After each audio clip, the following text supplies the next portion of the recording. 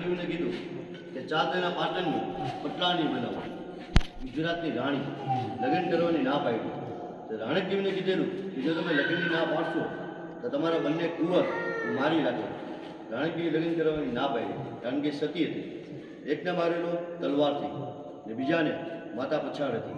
જ્યારે સિદ્ધિરાજ જયસિંહ રાખીનગરના બે દીકરા મારી લેખા રાણકદેવી રાખીનગરના.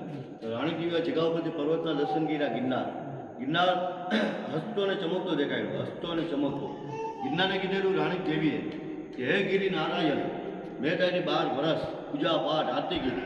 આ યુદ્ધમાં મારો પતિ, મારા બે દીકરા અને 5000 લોકો મરી ગયા, તોય તો હસતો અને ચમકતો દેખાશે. ગિરનારને આપેલો શરાપ રાણક દેવીએ કે ઊંચો ગઢ ગિરનાર વાદળથી વાતો કરે, મરતા રાખી ગાર. રંડા પર રાણક દેવી ખરડી ગાંગો કેમનો થયો. એ ગિરનારની ઊંચાઈ 4500 ફૂટ, હાલ ઊંચાઈ કહેવામાં આવશે 3100 ફૂટ, 3100 1400 ફૂટ નીચે પડી ગયું. જ્યારે ગિરનારની શિલા પડવા માંડી ત્યારે ઋષિમુનિઓ સાધુ સંત રાણકદેવીના પગે પડ્યા. આજે આપણે સાધુના દર્શન કરીએ એ બધા કેવા સાધુ? ગળામાં જુઓ ચેન, વીટી, મોબાઈલ, 4 વ્હીલ, એસીમાં સૂતા હોય. એ સાધુ પગે નહીં પડેલા. પગે કોણ પડેલા? અઘોરી. અઘોરી મતલબ જેના અંગે કપૂરનો ન હોય.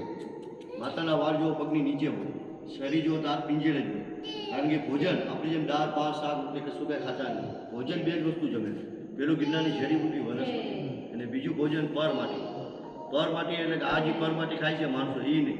પરમાટી કંઈ નાના બાળક હોય. આપણા ઘરની અંદર નાનું બાળક હોય, ઓફ થઈ ગયું હોય, ડેડ, તેને આપણે અગ્નિધામ નહીં આપીએ. ખાડો ગાળી શમશાનની અંદર તેને દાટી દેશું. એટલે અઘોરી સાધુ તમને જંગલમાં જોવા મળે અને શમશાનમાં જોવા મળે. જ્યારે એને થાય ત્યારે પરમાટી ખાવી છે તો શમશાનની અંદર નાના બાળકનું માંસ ખાવા આવે. માંસ એ ઇતિહાસ હાલમાં થઈ ગયો. ક્યાં? અહીંથી 20 કિલોમીટર દૂર બિલખા ગામ છે. બિલખાના શેઠ હતા, શેઠ સગાસા, જેને છેલ્લે એને ખાંડી લઈ ગયો. ઇતિહાસ તમને છેલ્લે સમજાવે. એ રાણકદેવીને સાધુ બે શબ્દ બોલ્યા કે સતીમાં તમે આ પર્વતને રોકી લ્યો. કે રોકવાનું કારણ કે જો આ પર્વત પડી જશે તો જમીન જેવી જમીન થઈ જશે. આના પછી સતયુગ આવે કે કળિયુગ આવે તો એમાં હિન્દુ લોકોની નામો નિશાની શું રહેશે? હાલ તમારા ગામથી અહીંયા સુધી આવ્યા યાત્રા કરવા માટે તો કેના ઠેકે એવા ગિરનાર ઠેકે. ગિરનાર ન હોય તો તમે કોઈ માણસ નહીં આવો. શું કામ નહીં આવો? કિલ્લા મંદિર ચારે બાજુ. આ જે પર્વત છે આપણા ગુજરાત સિવાય કે આ પર્વત છે નહીં. જુનાગઢમાં જે માણસ આવે તો ગિરનાર ઠેકી આવે.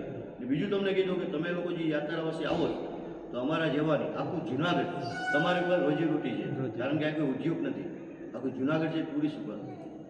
એટલે રાણકદેવ કંકુવાળા હાથ કર્યા ગિરનારમાં એનો થાપો. થાપાનો મતલબ શરાબ પાછો ખેંચ્યો કે માપડ માપડ મારા આધાર, ચોસલા કોણ ચડાવશે, ભાત ગયો ચડાવનાર, જીવતા યાત્રા વર્ષે આવશે.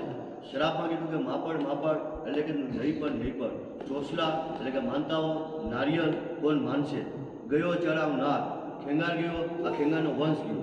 તો આ જન્મ એમને મહીશો તો આવતા જન્મ કે આવતા કળિયુગમાં તને હજારો લોકો માનશે. રાણકદેવ બોલ્યા હજારો, તો હજારો નહીં લાખો માને. ક્યારે માને? દેવગીવાળી પર જે તમે નામ સાંભળ્યું હોય, લીલી પરિક્રમા. 36 કિલોમીટરની પરિક્રમા છે. 15 થી 10 લાખની પબ્લિક હોય. ગામો ગામના માણસો લીલી પરિક્રમા કરે. એક પરિક્રમા કરશો 7 જન્મના પાપનું નાશ થાય. એટલો આ લીલી પરિક્રમાનો મહિમા છે. કારણ કે સૌથી પહેલાં પરિક્રમા કરેલી ઉગ્રસેન યાદવ, કંસના પિતા. તેના પછી મહાભારતના 5 પાંડવ, તેને ગિરનારની પરિક્રમા કરી. તેના પછી ભીમ, જેને હિંચકો છે. તેના પછી આંધળા બાપની સેવાગીરી સ્નાવને, તેના ગિરનારની પરિક્રમા કરી. છેલ્લી પરિક્રમા કરી અશોક સમ્રાટ. 7મા ધોરણમાં છોકરા ભણતા હોય અને અશોક સમ્રાટનો પાઠ આવે. આખા ભારત દેશનો રાજા હતો. એને કલિંગ પછી ગિરનારની પરિક્રમા કરી. એને કહેવાય છે લીલી પરિક્રમા. 10 થી 15 લાખ માણસો પરિક્રમા કરે. એટલે વિશ્વમાં એક જ એવો પર્વત છે કે માણસજી ગિરનારની જ્યારે પરિક્રમા કરશે હરેક દેવી દેવતાના દર્શન થશે. કારણ કે આમાં 33 કરોડ દેવી દેવતા, 33 કરોડ દેવી દેવતા, 9 નાથ અને સીધી ચોરાથી આ પર્વતમાં સમાઈ ગયા. જે માણસને ગિરનાર જવું હોય તો રસ્તામાં કુંડ આવશે દામોદર કુંડ, 3 કિલોમીટર દૂર ગિરનારના રસ્તા ઉપર.